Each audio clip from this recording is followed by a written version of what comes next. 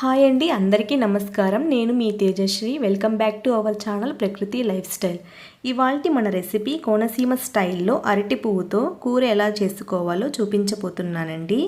పాత తరం వాళ్ళు ఈ అరటి పువ్వు కూరని వారానికి ఒక్కసారైనా తినేవాళ్ళంటండి. అరటి పువ్వు ఆరోగ్యానికి అంత మంచిదండి.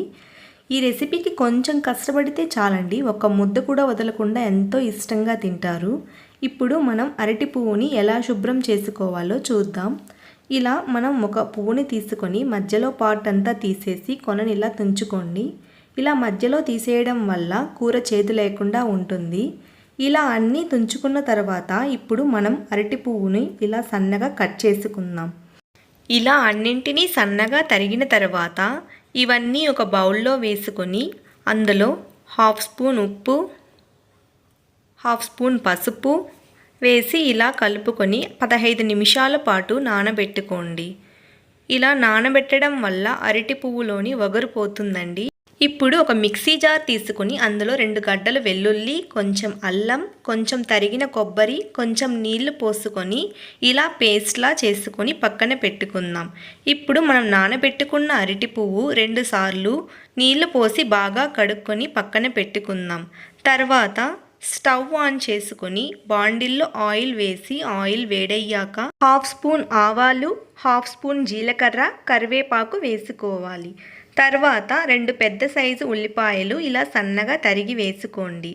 ఇప్పుడు సన్నగా తరిగిన 2 పచ్చిమిర్చి వేసుకొని 2 నిమిషాల పాటు ఫ్రై చేసుకోండి. తర్వాత మనం పేస్ట్లా చేసుకున్న మసాలాని అందులో వేసుకొని 2 నిమిషాల పాటు బాగా కలుపుకోండి.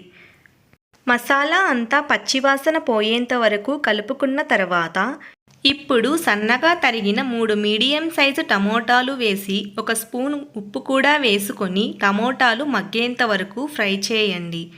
ఈ కూరకి టమోటాలు ఎక్కువగానే వేసుకోవాలండి, అప్పుడే కూరకి టేస్ట్ అనేది వస్తుంది. ఇప్పుడు ఇందులో 1 స్పూన్ ధనియాల పొడి, 1/2 స్పూన్ మిరప పొడి, 1/4 స్పూన్ గరం మసాలా పొడి, 1/2 స్పూన్ పసుపు వేసుకొని పచ్చివాసన పోయేంత వరకు బాగా మిక్స్ చేయండి. తర్వాత మనం తరిగిన అరటి పువ్వుని వేసుకొని బాగా కలుపుకోండి. అరటి పువ్వుకి మసాలా అంతా బాగా పట్టేంత వరకు కలుపుకున్న తర్వాత లో ఫ్లేమ్లో మూత మూసి 2 నిమిషాల పాటు మగ్గించుకోవాలి. ఇలా మగ్గించుకున్న తర్వాత ఇందులో 1 గ్లాసు నీళ్లు పోసి బాగా కలుపుకొని 5 నిమిషాల పాటు లో ఫ్లేమ్లో మళ్ళీ మూత మూసి ఉడికించుకుందాం. ఇప్పుడు 5 నిమిషాల తర్వాత బాగా కలుపుకొని స్టవ్ ఆఫ్ చేసుకొని కొంచెం కొత్తిమీర వేసుకుందాం. అంతే అండి, ఎంతో ఈజీగా చేసామో కదా ఈ రెసిపీ. ఒక్కసారి మీరు ట్రై చేసి చూడండి. ఈ రెసిపీ మళ్ళీ మళ్ళీ మీకు ఈ కూర చేసుకోవాలనిపిస్తుంది. మీరు కూడా ట్రై చేసి ఎలా ఉందో కమెంట్స్లో తెలియజేయండి. ఈ వీడియో కనుక మీకు నచ్చినట్లయితే ప్లీజ్ లైక్, షేర్ చేసి సబ్స్క్రైబ్ చేయడం మాత్రం మర్చిపోవద్దండి. నెక్స్ట్ వీడియోలో మరొక రెసిపీతో మళ్ళీ కలుద్దాం.